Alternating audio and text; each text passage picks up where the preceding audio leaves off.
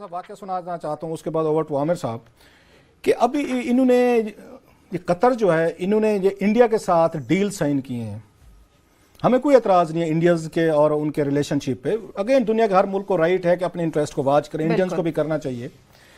अब इनसे वो क्या ले रहे हैं और हम क्या ले रहे हैं? हमने उनसे कतरी शहजादों से खत लिया है कि हमें वो तोते की जान उसमें फंस गई, पिंजरे में आ गई है, तो एक हमें खत दें। बदले लिया वैसे क्लास साहब, ये भी तो बताएं। उन्होंने इसी के बदले दिया ना। ये जो देख रहे हैं, बलूचिस्तान में गए, वहां मसला हुआ, उसको कतरी शहजादे को उसने प्राइम मिनिस्टर ऑफिस फोन किया, जनाब 1 मिनट में सारी की सारी चीजें वहां क्लियर कर दी गई, उनको इजाजत मिल गई। अब यहाँ पे ये एक लेटर लेके आए हैं, उसके बदले ये कतरी शहजादे वहां पे वो शिकार फरमा रहे हैं। इंडियंस क्या करते हैं? We have to learn something from the Indians. ये इनकी डील हुई है और ये 3 दिसंबर की डील है इनकी, कतर की और इंडिया की। ये लंबी मतलब चीज़ है, मैं उसमें नहीं जाता, सिर्फ एक चीज़ बता रहा हूँ। और बड़े सारे मुहदे हुए हैं इंडियंस के, MOU साइन हुए। इस कतर प्राइम मिनिस्टर ने ये इंडिया को ऑफर की है, कतर के प्राइम मिनिस्टर ने, कि हमारे यहाँ पे ये आपको फीफा वर्ल्ड कप होना है कतर में 2022 में। सही। आप ऐसे करें कि यहाँ पे अगेन कतर में आपकी इंफ्रास्ट्रक्चर की और उसकी इन्वेस्टमेंट की अपॉर्चुनिटीज हैं, इंडिया आए और इसको एक्सप्लॉइट करे, इस्तेमाल करे। मतलब कि आप आए, अपनी मैन पावर भी भेजें, अपने लोग भी भेजें, अपने बिजनेसेस या कॉन्ट्रैक्ट्स भी लें। अगेन आई एम रिपीटिंग कि उनको राइट है इंडियंस को, ये कतर को, कि वो डील करना चाहते करें।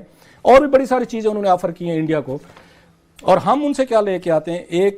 एक लेटर लेके आते हैं। उसके बाद इंडियंस क्या लेते हैं? अपने वर्कर्स के लिए डील लेते हैं ताकि जो ये उनके हैं वो जा सकें। एक लतीफ़ा मशहूर है, बड़ा मुख्तसर हमारे पास सिर्फ 1 मिनट बाकी रह गए हैं। लतीफ़ा ये है कि जब ये पाकिस्तानी जाते हैं ना, इन्होंने डील करनी हो बाहर इंटरनेशनल मुआहदे, तो पहले कहते हैं कि इसमें हमारा हिस्सा क्या है। उनके बारे में कहते हैं, इंडियंस के बारे में कहते हैं कि नहीं, जब वो करने जाते हैं पहले पूरी डील कर लेते हैं, डील साइन हो जाती है, फिर कहते हैं अब हमारा हिस्सा दें।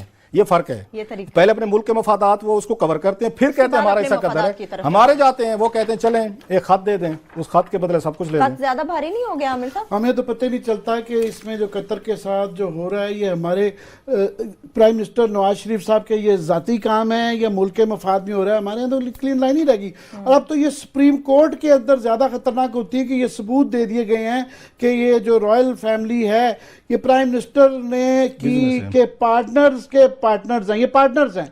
अब ये उनको ये तो देना, ये किसी किस्म की वो है।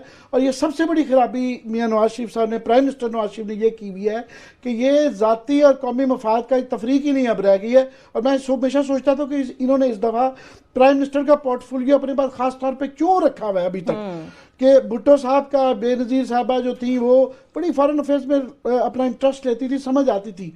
ये नहीं लेते इतना ज़्यादा, मगर वो रखा सिर्फ मुझे अब ये शक पड़ता है इसलिए भी है कि उनके ज़ाती मरासिम है सऊदी अरबिया से, उनके ज़ाती मरासिम है UAE से, उनके ज़ाती मरासिम है कतर से। तो सारी फाइलें जब आपके पास पोर्टफोलियो का मनसब इसका वजारत खारजा का आपके पास होता है, सारी फाइलें आपके पास आती हैं। सो आप साइन करते हैं कि किस शहजादे को क्या देना है। सो हमें नहीं पता है सऊदी अरबिया से जो पॉलिसी बन रही है वो इनके ज़ाती मुफाद में बन रही है या कौम के मुफाद में, और इनका नुकसान भी पूरा करें। ये आप बखर के गरीब ये किसानों के नुकसान पूरे करें। ये उनसे कतरी शहजादों से भी हमारी इल्तजा ही कर सकते हैं। बड़े लोग हैं, बड़े लोगों से दोस्ते हैं, मेहरबानी फरमाएं। गरीब लोग हैं ये, इनकी सारे साल की फसल का इन्हिसार बैरन एरिया है, ड्राई एरियाज हैं, इनको मेहरबानी फरमाएं, इनकी कंपनसेशन करें, इनको कुछ दें वहां पे। बिल्कुल बिल्कुल, जो खड़ी फसलें तबाह हो गई हैं, यकीन है उसके तौर पे हुकूमत को कुछ ना कुछ तो देना पड़ेगा। जिस तरह से आमिर साहब ने बात की, समझ नहीं आती ये जाती मुफाद है या मुल्की मुफाद, लेकिन एक आम पाकिस्तानी यकीनी तौर पे ये जानता है कि ये सिर्फ जाती मुफाद है, मुल्की मुफाद इसमें कहीं नहीं। इसके बड़ा दिल चाहता है, मैं हैरान हूं कि इनको ले जाया किस रोड से गया होगा कतरी शहजादों को,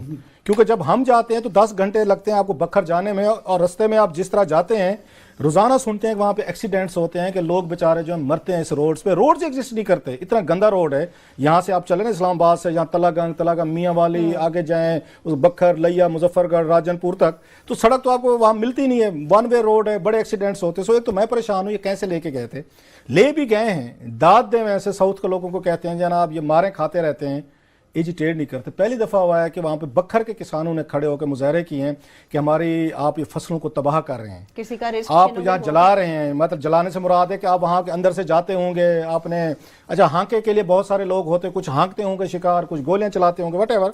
तो बखर के लोग बाहर निकलेंगे ना, हमारी फसलों का नुकसान हो रहा है, खुदा का खौफ करें। अपने मुल्क में कतरी हमारे शहजादों के रूल देखें, वहाँ पे ट्रैफिक की अगर आप एक खिलाफ वर्जी कर लें ना आमिर साहब, एक्सीडेंट कर लें, अगर आपने गाड़ी को आपने अगले 5-10 मिनट्स में नहीं हटाया वहां से, तो 1000 आपको कतरी रियाल जुर्माना। सही जी अपने, मैं और भाई आपको लंबी लिस्ट दे सकता हूं कि सिर्फ उनके जुर्माने बता रहा हूं जो अगर आप ट्रैफिक वायलेशंस के हैं, 1000 रियाल है, वहां पे 300 रियाल है, 500 रियाल। अपने यहाँ तो ये शहजादे जो हैं एक छोटी सी ट्रैफिक की खिलाफ वर्जी बर्दाश्त नहीं करते। यहाँ पे उन्होंने जनाब पूरे का पूरा बखर के खेत हैं और ये लोग हैं जो बेचारे बाहर निकले हुए हैं।